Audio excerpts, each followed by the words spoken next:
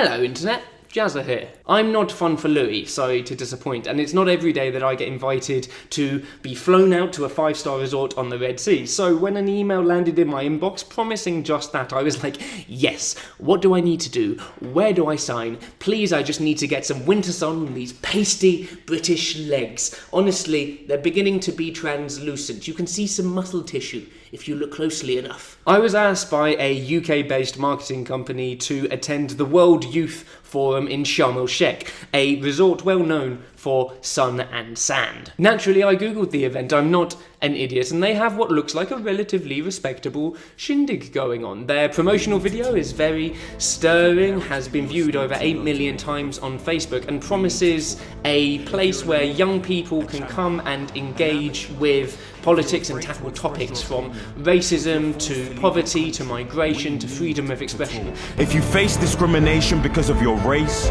gender, colour or beliefs, we need to talk.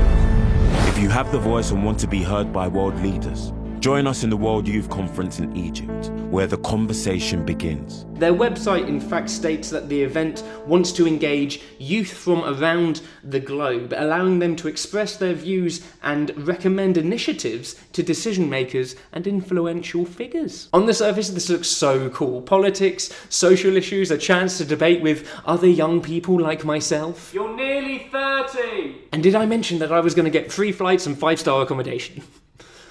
This stuff doesn't happen to me. The thing is though, if you go back to the Google search page and you click on news, a rather different image of the World Youth Forum materializes. The hashtag used to promote the events that you just saw in the video that I showed you, We Need to Talk, has been used by activists to highlight perceived hypocrisies by the Egyptian government who are hosting it. I did a little bit more digging and I was lucky enough to find a guy in Egypt who has been a vocal opponent of the World Youth Forum. He's going to be anonymous throughout this video, but he initially was actually also invited to attend as a guest. In the end of his patronizing comment, very patronizing comment about how dissidents only spread negative stuff like that, he was like, why don't you come and see for yourself? You're more than welcome to come and see and express your opinion.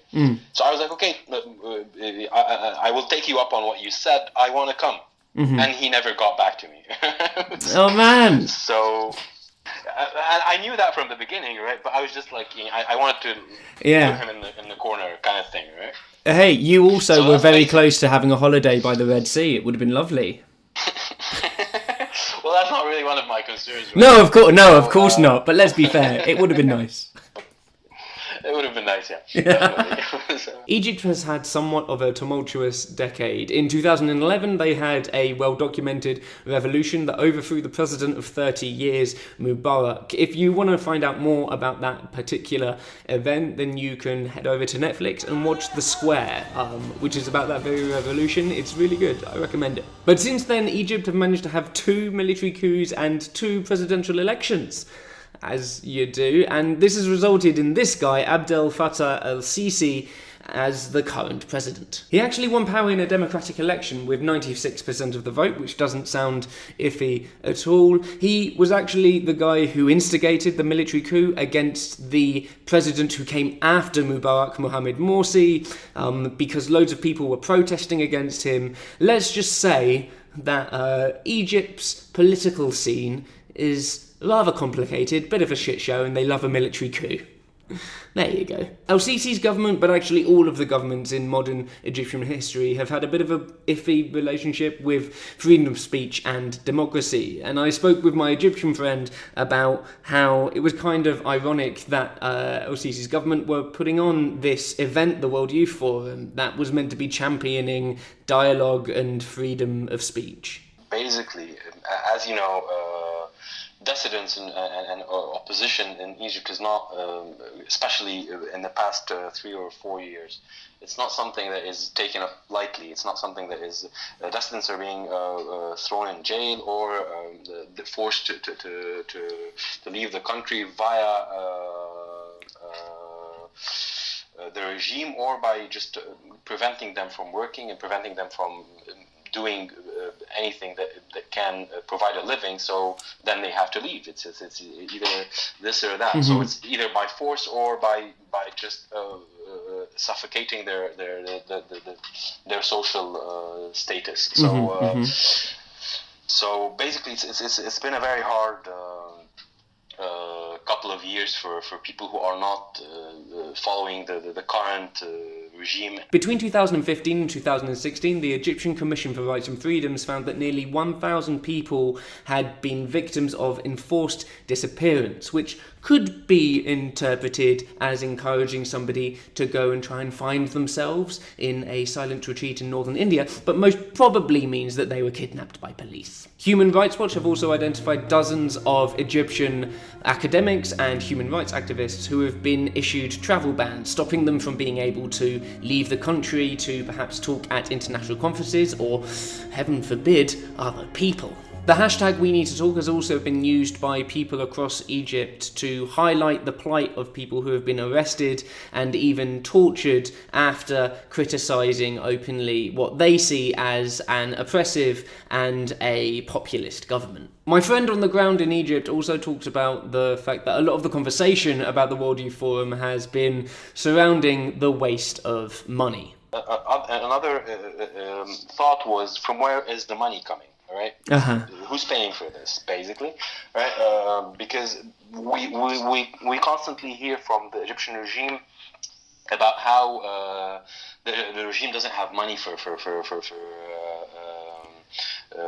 education. The regime doesn't have money for healthcare, social coverage, stuff like that. So, and then you find that's not an alien concept for somebody living in the UK.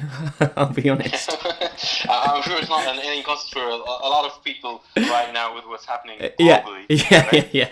But you keep hearing that, and then you find that this lavish event where 3,000 young people are coming to Egypt to attend a conference that is very lavish, and their whole their whole trip is covered, and you're questioning why is this, and what's the use of it?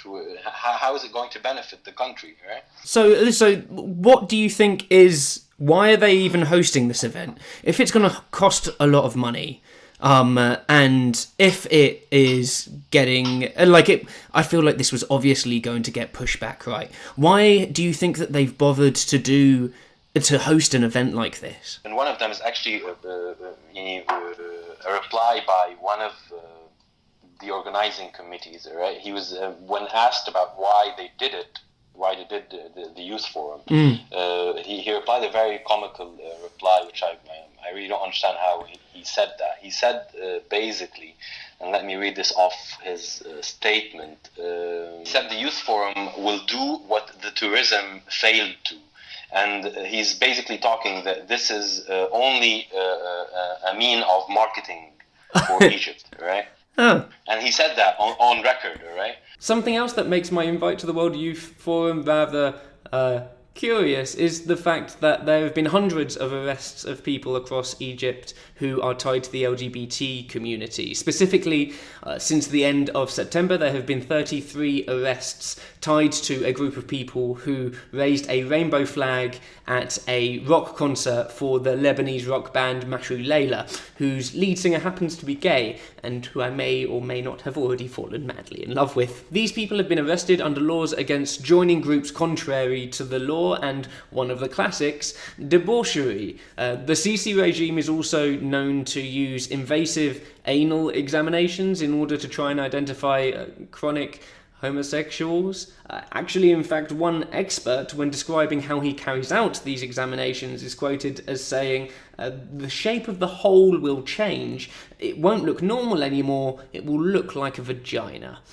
Now, I know this man is clearly a scientist and has loads of empirical evidence to back this up, but I've seen a fair few anuses of chronic homosexuals in my time, and I've never once noticed that they are morphing into vulvas. Just an anecdotal observation there. As you can probably tell, I'm not hugely shy about broadcasting my queerness to the whole of the internet, or talking about men's bums. So, needless to say, my free holiday to a beach on the Red Sea was looking less and less likely.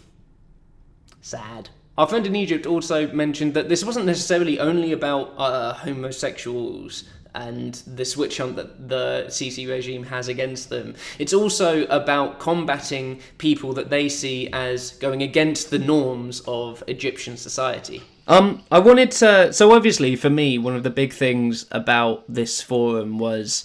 actually, I thought that I was going to be invincible because at the end of the day, I'm a white man, and so I feel like nothing is going to ever affect me. Why do you think that the Sisi government is choosing to use LGBT people, and specifically gay men, as like a group that he wants to go after?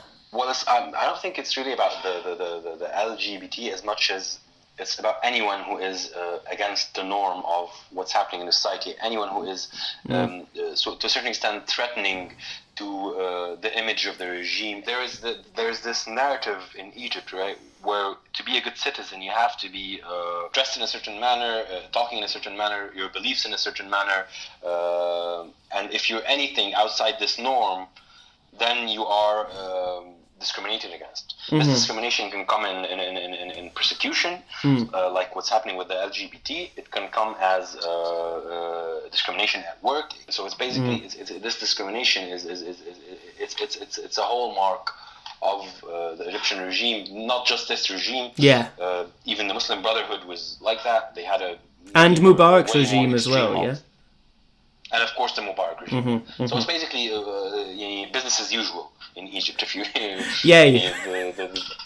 the whole effect of the revolution is totally worn off, and basically what we're witnessing right now is a multiplication of what was happening at Mubarak's era, even in a more vicious form. At the end of the day, the marketing company that reached out to me kind of went quiet and probably realised that I wasn't the best fit for this particular event.